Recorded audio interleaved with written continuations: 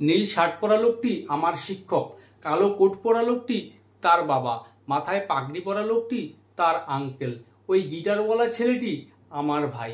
তো এইরকম কথা আমরা প্রায়শই বলে থাকি বা শুনে থাকি। তো এই কথাগুলিকে তোমরা ইংরেজিতে কিভাবে বলবে আজকের ক্লাসে সেটা শিখিয়ে দিব। সেই সঙ্গে আরও অনেক সেন্টেন্স রয়েছে, প্রত্যেকটি সেন্টেন্স তোমাদের স্পোকেন ইংলিশ শিখতে হলে অবশ্যই জানতে হবে। তো মনোযোগ সহকারে ক্লাসটি প্রথম থেকে শেষ পর্যন্ত দেখার চেষ্টা করবে।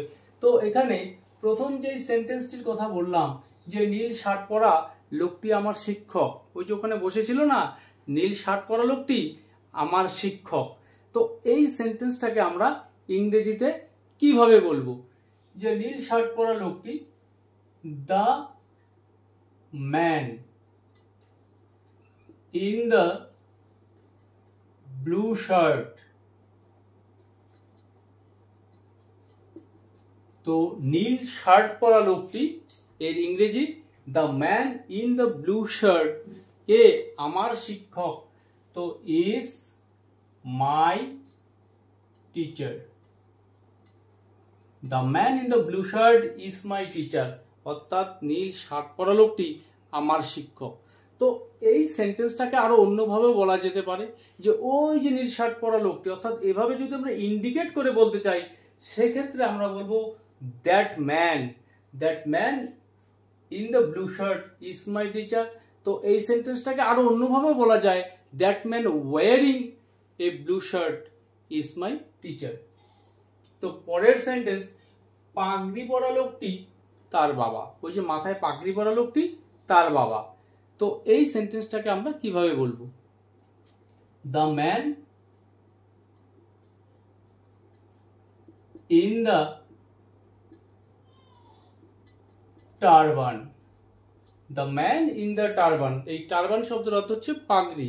The man in the turban is his father, অর্থাৎ পাগড়ি পরা লোকটি তার বাবা। পরের সেন্টেন্স, গিটারওয়ালা ছেলেটি আমার ভাই, ওই যে গিটার নিয়ে বসে আছে ছেলেটি, এই গিটারওয়ালা ছেলেটি আমার ভাই। তো এই সেন্টেন্সটাকে আমরা কিভাবে বলবো? দ্য বয়, এখানে আগের সেন্টেন্স দুটোর মধ্যে ছিল পোশাক পরা, অর্থাৎ নীল শার্ট পরা, পাগড়ি পরা, বাট এখানে গিটারওয়ালা ছেলেটি, অর্থাৎ গিটারটা তো পরেনি, এখানে গিটারটা হাতে নিয়েছিল, সঙ্গে ছিল। তো এখানে আমরা বলবো the boy with a guitar. The boy with a guitar is my brother, is my brother. গিটারওয়ালা ছেলেটি আমার ভাই। তাহলে পোশাক পরিহিত, কোনো রঙের পোশাক পরিহিত বা বিশেষ কোনো পোশাক পরিহিত, এভাবে যদি আমরা কাউকে আইডেন্টিফাই করি, পরিচয় করিয়ে দিই, সেক্ষেত্রে আমরা বলবো ইন দ্য। বাট কোনো জিনিস নিয়ে আছে সঙ্গে, গিটার নিয়ে আছে, হারমোনি নিয়ে আছে বা কিছু একটা নিয়ে আছে, সেক্ষেত্রে আমরা বলবো উইথ প্রিপোজিশন ব্যবহার করব। উইথ, তারপর সেই নাউনটি নিয়ে আসব। তাহলে এই সেন্টেন্সগুলো তোমরা এই স্ট্রাকচার দিয়ে তৈরি করতে পারবে। এরপর আরেকটি সেন্টেন্স রয়েছে, নীল চোখওয়ালা মেয়েটি পুনম। তো পুনম পুনম বলছি, তো সে চিনতে পারছে না কোন পুনম, ওই যে নীল চোখওয়ালা মেয়েটি, সেই তো পুনম। তো এভাবে যদি আমরা বলি তো ইংরেজিটা কি হবে? দ্য গার্ল উইথ, এক্ষেত্রেও আমরা প্রিপোজিশন উইথ ব্যবহার করব। The girl with blue eyes is Poonam. The girl with blue eyes is Poonam, অর্থাৎ নীল চোখওয়ালা মেয়েটি হচ্ছে পুনম। তো এখানে চারটি সেন্টেন্স আমি দেখালাম, আশা করি এরপর থেকে ইজিলি তোমরা এই সেন্টেন্সগুলো তৈরি করতে পারবে। তো এরপর আরো কিছু সেন্টেন্স রয়েছে খুবই মজাদার, যে আংটিটি সোনার তৈরি, কাগজ কাঠ দিয়ে তৈরি, কেকটি ময়দা ডিম আটা দিয়ে তৈরি, শার্টটি ভারতে তৈরি। তো এইরকম সেন্টেন্সগুলো, অর্থাৎ এখানে প্রত্যেকটি সেন্টেন্সের মধ্যে তৈরি কথাটি রয়েছে, বাট এই সেন্টেন্সগুলো দিয়ে ডিফারেন্ট ডিফারেন্ট অর্থ প্রকাশ পেয়েছে।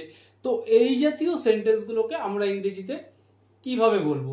তো এখানে আংটি সোনার তৈরি, অর্থাৎ আংটিটা তৈরি করা হয়েছে সোনা দিয়ে। তো এই সেন্টেন্সটাকে আমরা কিভাবে বলবো?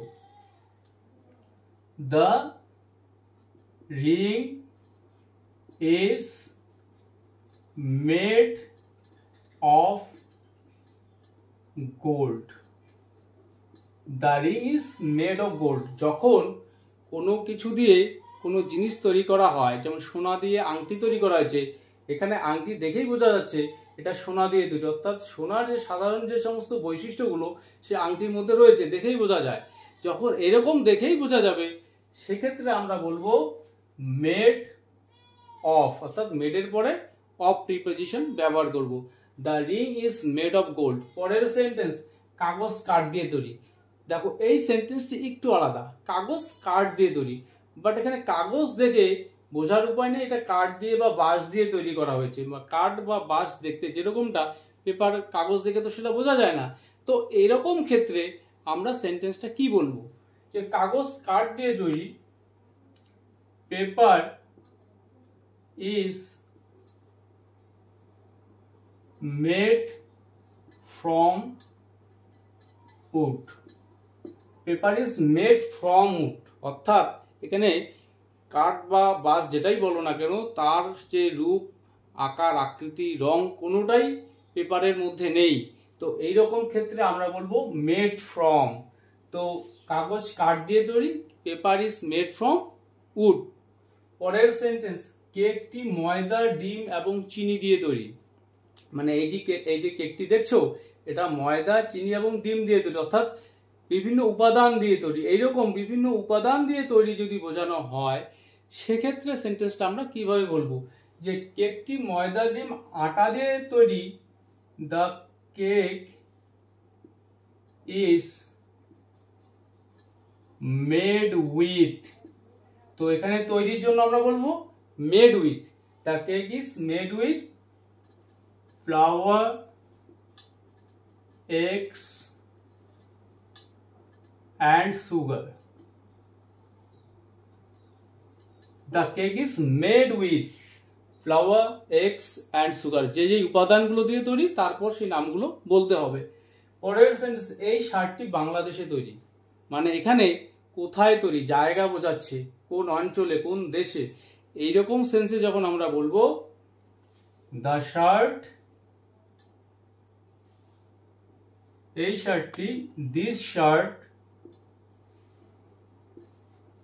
ইজ মেড ইন বাংলাদেশে তৈরি, made in Bangladesh. This shirt is made in Bangladesh, this shirt is made in India, অর্থাৎ যেই দেশে বা যেই অঞ্চলে তৈরি তার নামটা আমরা এখানে নিয়ে আসবো। তো কোথাও তৈরি, কোনো অঞ্চলে তৈরি, তার জন্য মেড ইন। পরের সেন্টেন্স, তারা একে অপরের জন্য তৈরি, অর্থাৎ কোনো কিছুর জন্য তৈরি। এইরকম অর্থে আমরা বলবো they are made for each other. They are made for each other, তারা একে অপরের জন্য তৈরি।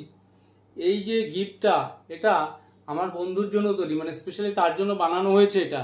This gift is made for my friend, for my teacher. এইরকম অর্থে আমরা বলবো মেড ফর। পরের সেন্টেন্স, পুতুলটি ছেঁড়া কাপড় দিয়ে তৈরি, মানে ছেঁড়া কাপড়, ন্যাকড়া এগুলো দিয়ে পুতুলটা বানানো হয়েছে। তো এরকম অর্থে আমরা কিভাবে বলবো? যখন পুতুলটা দেখে বোঝা যাবে যে কোন উপাদান দিয়ে তৈরি করা হয়েছে, তো সেই ক্ষেত্রে সেন্টেন্সটাকে আমরা বলবো the doll is made out of